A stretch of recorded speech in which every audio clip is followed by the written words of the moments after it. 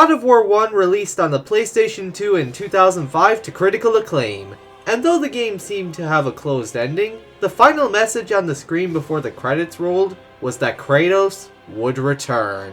I'm gonna guess that they added that text at the last minute when they decided, hey, let's make this a series! In fact, when you beat the first God of War and destroy the statues, you get an actual phone number that you could call, and it goes to an automated machine where Kratos congratulates you and argues with the game's director David Jaffe. That ends with Kratos killing him as he screams, "We gotta make the sequel!" Oh, and there was another one you get for beating the game on God mode, where Kratos congratulates your efforts and says, "We will meet again, mortal." After the success of God of War 1, Sony Santa Monica Studios would immediately get to work on a sequel. But not only would this game be a sequel, this would also be the very last first-party game for the PlayStation 2. Though it may have been responsible for killing off the Sega Dreamcast, the PS2 was certainly a beloved console, as it did a lot of things right, including being the cheapest DVD player on the market at the time. Much like how Sonic Adventure 2 was the swan song for the Sega Dreamcast, God of War 2 would be the send-off for the most successful gaming console on the planet. The console may be a murderer, but Ratchet & Clank was freaking good. God damn it. Woo! Wait, wouldn't Persona 4 be the send-off since it came out in 2008 for the PS2? Technically, the true send-off for the PS2 was Pro Evolution Soccer 2014, baby! Even after the PlayStation 3 launched in 2006, the PlayStation 2 would still be going strong with many users still active on the system. Since, while the PS2 did a lot of things right from the get-go, the PS3 on the other hand, not so much. It was just too damn expensive, and not many people were hyped about the new Blu-ray format, and most were content with just watching their movies on DVD, as Blu-rays were basically just seen as slightly better but more expensive DVDs. So with everything that Sony crammed into the PlayStation 3, it just made the console too damn expensive. And unfortunately, it seems like they still haven't learned their lesson. Oh, but this time, the console doesn't even come with a fucking disc drive! Regardless of the PlayStation 3 and its new fancy HD graphics, David Jaffe and Cory Barlog, who was the lead animator for the last game, would stick to their guns and make the God of War sequel with the PlayStation 2 in mind. Since again, the PlayStation 2 was still a massively popular console that still had active users during the late 2000s. And fans wouldn't have to worry about upgrading to Sony's fancy, expensive new console just to play God of War 2, as Cory Barlog also presumed that the PlayStation 3 would be backwards compatible with PlayStation 2 games, which it was, until Sony decided to drop it. Regardless, the PlayStation 2 was just too big of a success to end prematurely, so it definitely deserved one last good exclusive. And even after 2007, the PS2 would still get support from third-party developers, with Persona 3 FES dropping on the console the same year as God of War 2, followed by its successor, Persona 4 the following year. Persona 4, to my knowledge, was the very last exclusive ever released for the PS2, and it actually recently became one of my favorite games of all time, and I adore it to death, as you can probably tell from my new channel intro. But that will be a story for another day. As I mentioned before, the previous game's lead animator was Cory Barlog, who would now be taking the task of being God of War 2's director, while David Jaffe would step down to being creative director. And this would be the last God of War game that the original creator would be involved in, and Cory Barlog would pretty much do most of the heavy lifting for Kratos' story going onwards, while David complains that Kratos shouldn't be allowed to grow as a character. I will go into more detail when I get to the Norse reboot, since it's more relevant there, but here's my take. I may not agree with what David Jaffe thinks about the direction the series went in after this, but I can somewhat understand where he's coming from since he was the creator of the series, and probably had different ideas in mind of what he wanted the series to be before he left. But I'll be able to explain better when I get to the Norse reboot when that topic is more relevant. Anyways, in March 2007, God of War 2 finally released to the public, 2 years after the first game. So, did the PlayStation 2 really get the send-off it deserved? Well, let's find out. Set around 13 years after the first game, Kratos is still carrying out his duties as the new God of War, but now he is even more pissed off. He has always been shunned by the other gods, but not that he really cares since he carried out tasks for them for 10 years, only to get a middle finger as a reward. Because of this, Kratos has turned his bad memories and nightmares of his past into hatred towards the gods, and decides to conquer city after city. After ignoring Athena's warnings, Kratos dives down to Rhodes and wrecks the town as if it were made of Jenga blocks. Kratos then gets attacked by an eagle and loses his Mega Mushroom power privileges. He believes this eagle to be Athena as it transfers power into a giant statue of Helios, bringing it to life. Kratos eventually comes across the Blade of Olympus and uses it to destroy the statue. Do you see, gods of Olympus? Do you need more proof than this? The eagle reveals himself to be Zeus, who tricked Kratos into draining all of his godly powers into the Blade of Olympus, rendering him vulnerable to death. Kratos, barely able to stand, tries to fight off Zeus, as his army watches in disbelief that their leader is near death. Kratos, being in no condition to fight, loses to Zeus and he stabs him with the Blade of Olympus. Zeus then wipes out Kratos' entire army with one strike, and Kratos claims in his dying breath that Zeus will pay for what he did. And Kratos, once again, dies. Good guess, but actually no. As his corpse is being dragged down to the depths of Hades once again, a voice calls in his mind, revealing herself as the Titan Gaia, who to us has been the narrator throughout the entire Greek saga. She instructs Kratos to seek out the Sisters of Fate in order to kill Zeus, and that giving in to death would be a cowardly move. This helps Kratos remember that even without his godly powers, he still has the power to straight up say no to dying. Run! Fucking run! Yeah! I'll end you! You son of a bitch! Fuck you! Though the hands of Hades didn't even bother to take away his weapons. Like, seriously, I know for all bad guys in stories, if you're trying to kill the protagonist, make damn sure you take away their weapons and or other equipment. And last I checked, the blades are no longer stuck to Kratos since Ares yanked them off his wrists in the last game. So they should be easier to detach now. Or maybe Kratos, being the owner, is the only one who can remove them? I don't know. Kratos climbs his way out of hell itself once again, and this time with little to no effort. He tends to the only survivor who turns out to be one of his most trusted soldiers.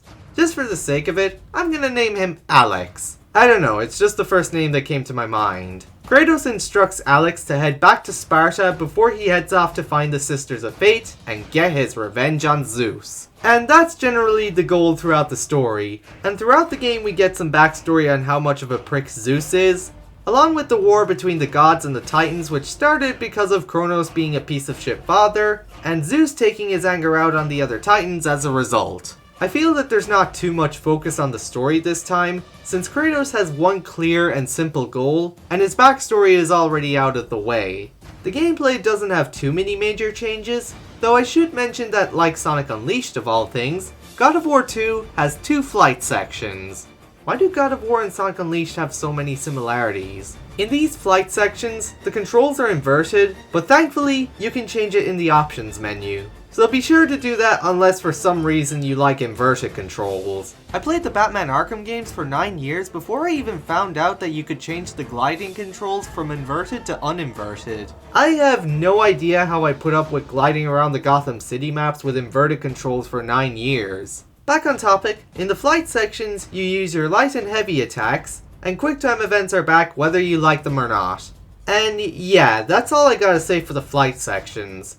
They're cool spectacle-wise, but that's all they really are, just for spectacle purposes, and as Kratos' means of traveling to the island of the Sisters of Fate. And as I said, they're only used twice and at the very beginning of the game. As for the gameplay you came for, God of War 2 isn't a huge leap from the first game, as the first game's combat was already pretty good. The Blades of Athena work exactly like they did as the Blades of Chaos in the last game. However, some moves are tweaked, such as the Cyclone of Chaos, which lasts a little longer and covers a much better range of enemies. This is the game where the Cyclone of Chaos actually becomes a really super useful move. I guess it sort of worked in the last game, but here, it's definitely a move that will help you get out of tight spots. Also, in certain sections, Kratos can now use the blades to swing around like Spider-Man, and it's pretty fun to pull off. And you will have to build up enough momentum to make the swing. Since Kratos got Metroided at the beginning of the game, he has now lost all of the weapons and magic abilities that he acquired in the last game. But not to worry, as throughout your journey, you will gain a whole bunch of new magic powers and weapons to play around with. The first new magic ability you will gain is Typhon's Bane, which is a bow and arrow.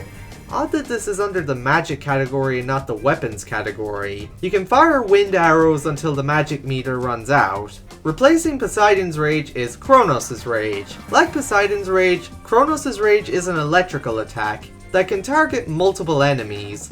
However, I don't feel it's as cool as Poseidon's Rage, but it still serves its purpose, I suppose, so I guess I can't complain too much. Replacing Medusa's Gaze is the head of Uriel. It pretty much serves the exact same purpose as Medusa's Gaze, except now you can move around. And I think it is effective against other Gargons? I'm not sure if I did try it out or not. Before I talk about the fourth new magic ability, I would like to talk about some of the new weapons that Kratos acquires in this game. Just bear with me. The most prominent new weapon that Kratos acquires in God of War 2 is the Golden Fleece, a shoulder pad that Kratos acquires after killing a mole Cerberus that ate the weapon's previous owner. The Golden Fleece now serves as Kratos' new method of defense throughout God of War 2 and 3, and the fighting games where he's shown wearing it. The Golden Fleece can be used to deflect enemy attacks, including projectiles, though it can be pretty hard to time correctly, but when you do, it is satisfying to throw enemies' attacks back at them, and it is used for certain puzzles. Kratos also acquires the Amulet of the Fates, allowing him to slow down time whenever he's near a statue that allows him to do it. So it's more of a puzzle-based item. As Kratos gets closer to the temple, he comes across Icarus, another who seeks out the aid of the Sisters of Fate. Icarus is absolutely drunk off his ass, so he does not know when to stop bugging Kratos, and even has the balls to try and make him fall to his death. But Kratos turns the tables on him and steals his wings. Mayday! This looks like the end! I never learned how to read! And with his new wings, Kratos is able to glide across gaps. So not only is Kratos becoming more like Spider-Man, he's also becoming Batman. Not long after Kratos and Pit's death battle goes viral on ancient YouTube, Kratos comes across the main dweller of Tartarus, Atlas, the being responsible for holding the world together. That may be inaccurate to the mythologies, but then again, I don't think God of War ever tries to be note-to-note accurate with the mythologies it's based on. And surprisingly, this would not be Kratos' first time encountering Atlas, as their conversation refers back to the events of God of War Chains of Olympus, a prequel game for the PSP that would release a year after God of War 2. Atlas tells Kratos how the Titans lost to the gods during the Great War, when Zeus created the Blade of Olympus, one-shotting all of the Titans. And according to their conversation, Kratos is the one responsible for Atlas's current predicament during the time when he was in service of the gods. I guess it's cool that they threw in an Easter egg here to a game that was still in early development at the time. It really shows how much they thought this universe out. Kratos promises he will kill Zeus if Atlas lets him go, which he surprisingly agrees to. I suppose they do have a mutual enemy. Before letting him go, Atlas grants Kratos his final new magic ability for this game, Atlas Quake.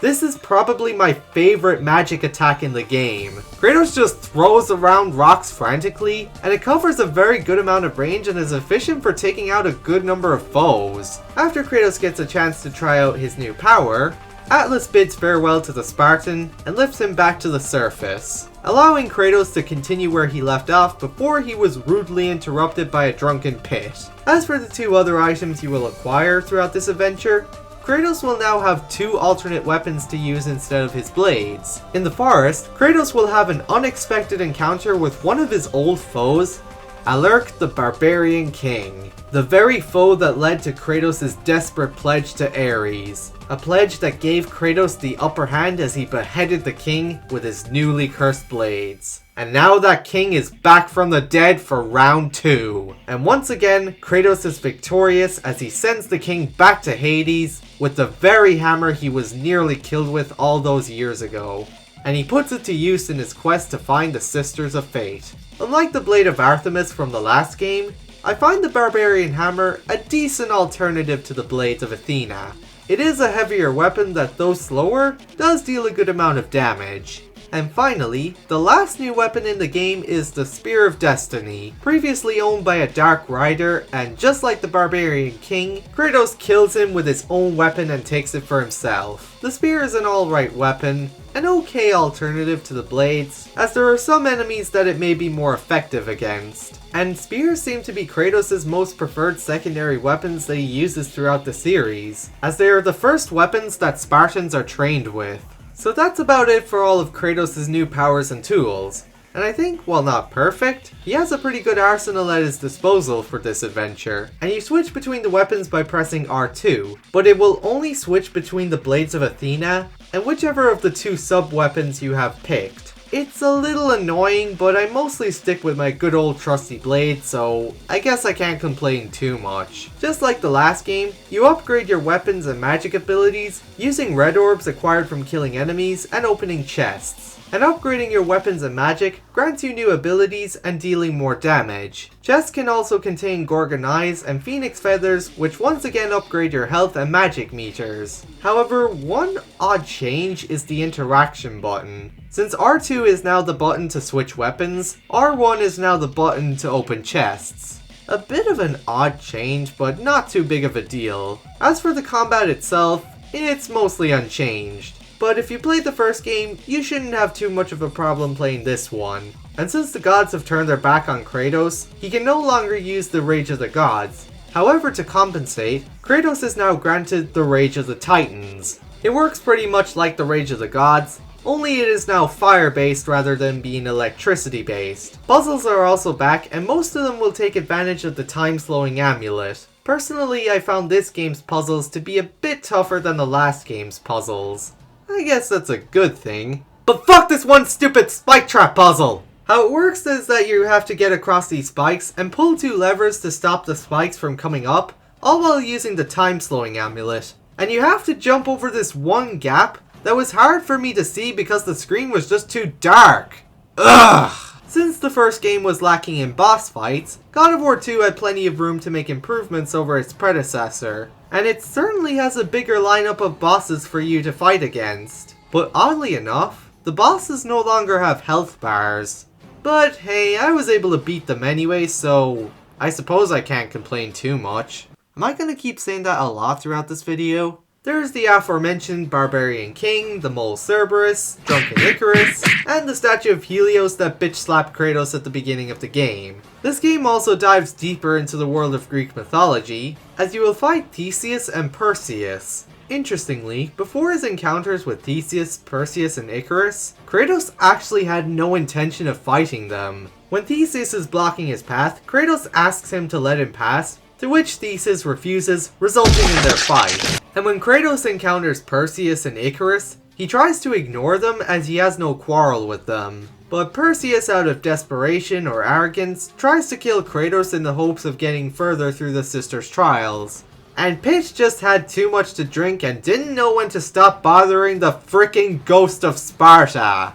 As for the bosses themselves, I guess I don't have too much to say or complain about. They're fun to fight against, and it's good that this game has more to offer than its predecessor. Because with a game called God of War, of course you'd naturally expect for there to be a good amount of bosses to fight against. Visually, the game looks a little better than the first. I don't know, maybe it's just me, but in my personal opinion, this game's graphics are a step above the first. And with this being the final first-party game for the PlayStation 2, it is a pleasing game to look at. It may look dated nowadays, but again, for the last PS2 first-party game, it looks pretty damn good. And Kratos' tattoo is tweaked a bit, and this will be the staple design that we will see for the rest of the series. The voice acting is pretty good once again. This game introduces Corey Burton as the voice of our antagonist, Zeus. He's also Hugo Strange in Arkham City, and Count Dooku in the Clone Wars. Funny enough, in that same show, T.C. Carson is the voice of Mace Windu. So technically this game can basically be called Mace Windu vs Count Dooku. The game has bonus content just like the previous game, including the challenge mode, now dubbed as the Challenge of the Titans mode. Same drill as before, defeat enemies with a set challenge. So that's about everything I have to say about this game's content. It's not a huge leap from the first, it's just more God of War action with new weapons, magic, and more Greek mythology. Now on to the third act of the story. As Kratos gets closer to the temple, he has a fight with a familiar face. Alex, the last Spartan from the beginning of the game. He seemingly went against Kratos' orders and left Sparta unprotected, which infuriates Kratos. However, Alex explains to Kratos that Zeus was responsible for destroying Sparta. Zeus went on a rampage killing all the soldiers and civilians, leaving Alex as the only survivor. With their home destroyed, Alex, with no other options left, decided to follow Kratos' plan to seek out the Fates in hopes of restoring Sparta, which unfortunately led to his general getting his blood on his already stained hands, leaving Kratos as the very last Spartan. Alex, in his dying breath, assures Kratos that though his blood may be on his hands, he still believes in him and that their Spartan brothers will live on through the true God of War. And Kratos has essentially reached his mental breaking point. After inadvertently killing his last loyal soldier and learning about the destruction of his home, he is now more determined than ever to get his revenge on Zeus. When Kratos finally reaches the Temple of the Sisters of Fate, he encounters two of the Fates, Lachesis and Atropos. The three sisters have the power to control the threads of fate. The former measures the lifespan of all beings, and the latter cuts the threads, putting an end to one's life. Lachesis boasts about her and her sister's power to control everyone's fates, including Kratos, and how they allowed him to come and challenge them? So, let me get this straight. The sisters, in all of their power to control everyone's destiny, willingly let Kratos come straight to their front doorstep, pass all of their challenges, and walk right into their living room and threaten their position? Either their power is not as impressive as they claim, or they were really cocky enough to let the literal God Killer walk straight into their home and think, oh yeah, this is a good idea, this won't go badly for us. Maybe they got bored and wanted a challenge, I guess. The first phase of this boss fight will have you fighting Lachesis. You will have to deflect her blasts using the Golden Fleece, and when she blasts the floor you'll have to grapple onto the ceiling. After beating up Lachesis a bit, Atropos will show her ugly face and drag Kratos back in time to his fight with Ares, where for some reason past Kratos is missing his tattoo. How the heck did that happen? Oh, and guess what Atropos' plan is? Her plan is to break the sword that past Kratos used to win against Ares, rendering present Kratos erased from existence. But there is one teeny tiny little problem in her plan. She brought Kratos back in time with her! Like, why? She literally gave him a chance to stop her from compromising his existence.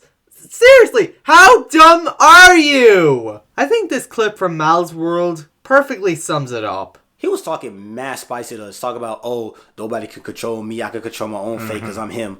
So I took that as disrespect. I wasn't going to let that slide. So we was fighting, we was battling, and then at one point, I took him back in time to the point where he was about to kill Ares with the sword. Now the plan was to break the sword. It was a great plan.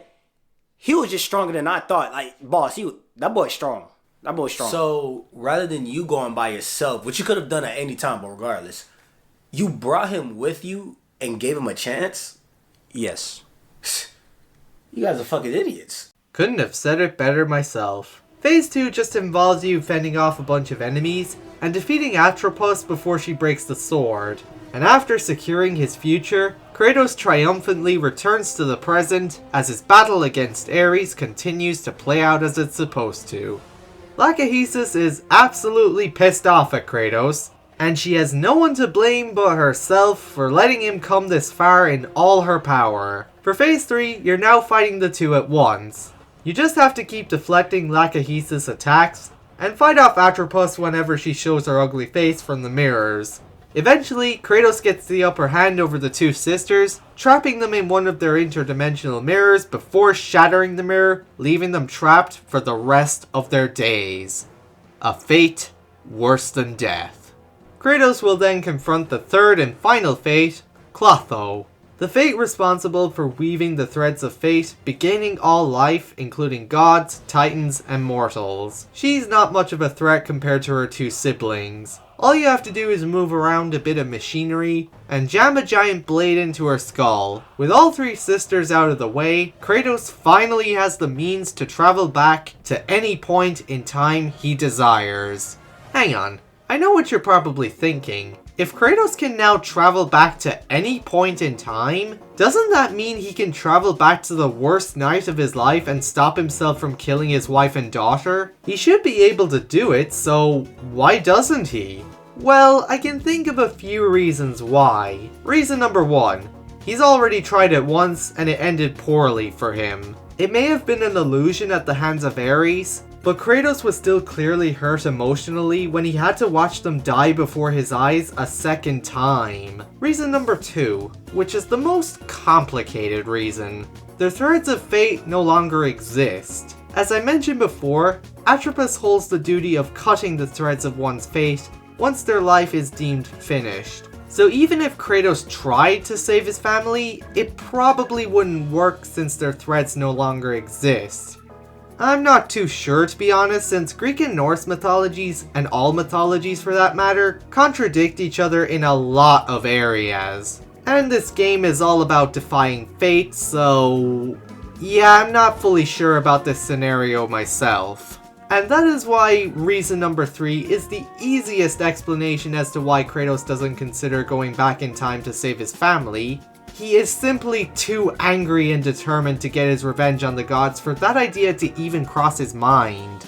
I mean, Gaia even tells us at the beginning of the game that Kratos had turned the memories and nightmares of his past into hatred towards the gods. I guess the first and third reasons, or perhaps both, are the easiest and most plausible explanations as to why Kratos didn't think of the possibility of undoing the biggest mistake of his life. Instead, Kratos sticks to his plan and travels back to the point where Zeus killed him, catching the latter off guard. I underestimated you. A mistake I do not intend to repeat. Are you sure about that? Kratos grabs the Blade of Olympus from his impaled past self and begins his battle with Zeus. Zeus's boss fight is pretty tricky. At first he will be in his giant form, where he's not too big of an issue to deal with, but once he gets up close and personal, you'll have to learn his attack pattern if you want the best chance at defeating him. And by this point, you will have to get used to how the Golden Fleece works so you can deflect his lightning bolt attacks. After using his Mega Mushroom one last time, Zeus will try to electrocute Kratos before Kratos surrenders. Release me from this torment of mine. I will release you from your life, my son, but your torment is just beginning. Okay, but jokes aside, how did Zeus fall for that? After Kratos literally came back from the dead, killed the Sisters of Fate, and traveled back in time to kick his ass? Was Zeus seriously dumb enough to think that after doing all that, Kratos would give up that easily? And the worst part about this is that Zeus didn't even bother to take Kratos' weapons away. Like, do I seriously need to repeat what I said earlier in the video? Like, seriously, I know for all bad guys in stories, if you're trying to kill the protagonist, make damn sure you take away their weapons and or other equipment. Suddenly Athena intervenes and attempts to defend Zeus, resulting in Kratos fatally stabbing another former ally. And Zeus makes his escape, leaving his daughter to die. What an asshole! Athena warns Kratos that killing Zeus would have dire consequences, since he's the king of Olympus. She also informs him that he is also his father. What? Apparently because Zeus felt he had to destroy his father Kronos, he was anxious that Kratos would do the same to him, so he kept it a secret from him before trying to kill him at the beginning of the game in a desperate attempt to avoid the future he could not stop dreading. And Kratos is completely unfazed by this revelation, and Athena warns him that the gods of Olympus will stop at nothing to protect their king before she falls to the ground and dies, with Kratos vowing to destroy all of Olympus if that's what it would take to get his revenge on Zeus. Zeus gathers the rest of the gods on Mount Olympus to put aside their differences and destroy Kratos together. Speaking of the devil, he went back in time again to recruit the Titans before their supposed demise. With them on his side, Kratos leads a full all-out assault on Mount Olympus.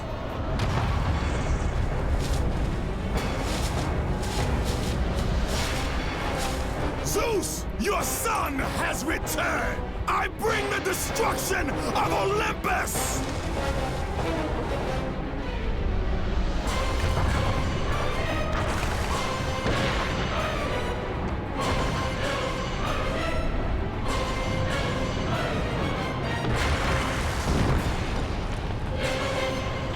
Wow, that is one way to leave a cliffhanger for a video game, and especially since this is the last first-party PS2 game.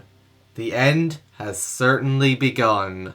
So that was God of War 2, a good sequel to the first, and a good final first-party game to go out on. It may not be a huge improvement over the first game, but the stuff it does add are welcome additions and enough to make it a worthy sequel. The new weapons and magic abilities are fun to play around with. The grappling and gliding are neat additions. The Golden Fleece can be pretty satisfying to use. There are more bosses to fight, more elements from Greek mythology, and the music is really good once again. I forgot to bring that up. I guess I don't have much to say on the soundtrack as a whole other than that it's pretty good once again. I mean, The End Begins is just an oddly fitting song, not only for the penultimate chapter in the Greek saga for God of War, but also the PlayStation 2's last first-party game. God of War 2 is also available on the PlayStation 3 in the God of War HD collection along with God of War 1. Since it's in the same collection, God of War 2 is also given widescreen support and PlayStation Trophy support. So as I said in the last video, I believe you can't go wrong with either version you choose to play. Unless you choose the PS Vita version of the collection, which once again has worse sound quality, but if you really want to play the two games on the go, then I suppose it's not a bad option. But again, I would rather go for the PS2 or PS3 version, as they are both good ways to experience this game. If you don't mind the widescreen and you're a PlayStation Trophy hunter, then perhaps you'll want to go for the PS3 version. And just like God of War 1 in the collection, the game does look nicer on PS3. Not a huge graphical overhaul, but it does look a little nicer. But the PS2 version's still a good version to go for, if you really want to play the game in its original glory and in good old 4x3. The PlayStation 2 was certainly a beloved and iconic console, and though it would still get support and new games for the next few years, Sony Santa Monica Studios gave the console the send-off it deserved.